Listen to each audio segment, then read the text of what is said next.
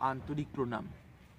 রাজস্থানের জয়পুর যে গোলাপি শহর, সেই জয়পুর গোলাপি শহরে বিলওয়া বলে জায়গাটি, তারই পাশে গার্ডেন সিটি বলে একটি জায়গা, সেখানে স্থানীয় একটি ছোট্ট পার্কে দাঁড়িয়ে আছি। কোনো বিশেষ কারণে এর আশপাশে আসা হয়েছিল এবং আমাকে যিনি নিয়ে এসেছিলেন তার নাম শ্রী শ্রী রামকৃষ্ণ মিনাজি। তিনি নিয়ে এসেছিলেন, তো হঠাৎ করে এই যে সবুজ জায়গা দৃশ্য দেখে মনে হলো এখানে ছোট একটি ভিডিও যদি তৈরি হয় কেমন হয়। অবশ্যই ভিডিওটি মানুষের মঙ্গলের উদ্দেশ্যেই থাকবে, মুখ্য বা গৌণভাবে কোনো না কোনো বিষয় অতি সংক্ষেপে করার ইচ্ছে। বিষয়টি হলো এই, মানুষের জীবনে বিভিন্ন রকম পরিস্থিতি আসে।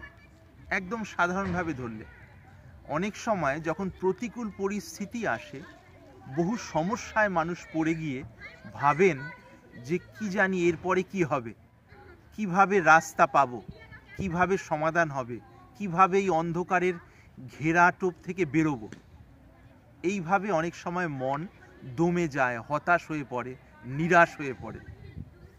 সেই সময় এইটি মনে রাখতে হয় যে জীবনে এর আগেও ছোট বড় এরকম বহু পরিস্থিতি এসেছে, কিন্তু কোনো না কোনোভাবে সেই পরিস্থিতিও ধীরে ধীরে চলে গিয়েছে, আবার ধীরে ধীরে সমস্ত বিষয়গুলো ঠিক হয়ে গিয়েছে।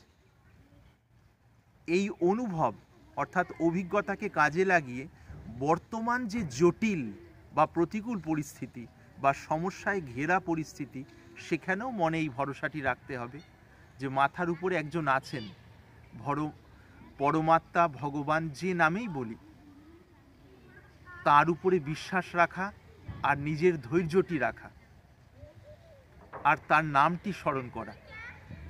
এভাবে কিছু সময় যদি অতিবাহিত হয়ে যায়, দেখবেন ধীরে ধীরে বিকট প্রতিকূল পরিস্থিতিও ধীরে ধীরে অনুকূল হচ্ছে, মনও শান্ত হয়ে আসছে, বুদ্ধিও একটু একটু করে ইতিবাচকভাবে কাজ করতে পারছে এবং আলো দেখা যাচ্ছে ঘোর অন্ধকারের মধ্যেও। সেই আলো ধরে এগিয়ে গেলে দেখবেন আগের পরিস্থিতির জটিলতা আর নেই, ধীরে ধীরে সরল হচ্ছে, অনুকূল হচ্ছে, এইটি বোঝা যাবে। এইটি সব ক্ষেত্রে, বাহ্যিক পরিস্থিতিতেও এবং আন্তরিক সাধনার ক্ষেত্রেও এই একই সত্য। কাজেই এই ধরনের পরিস্থিতিতে দয়া করে নিরাশ হয়ে হাল ছেড়ে দেবেন না।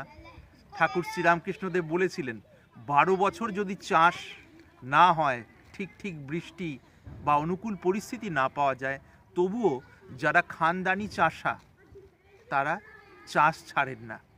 তার কারণ চাষ করা ছাড়া তাদের আর কোনো উপায় নেই, সেটিতেই লেগে থাকেন।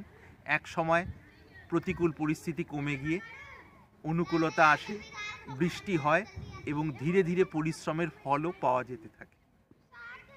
কাজেই এই বিষয়টি থেকে আশা করব আপনারাও সার গ্রহণ করবেন। আন্তরিক প্রণাম নেবেন।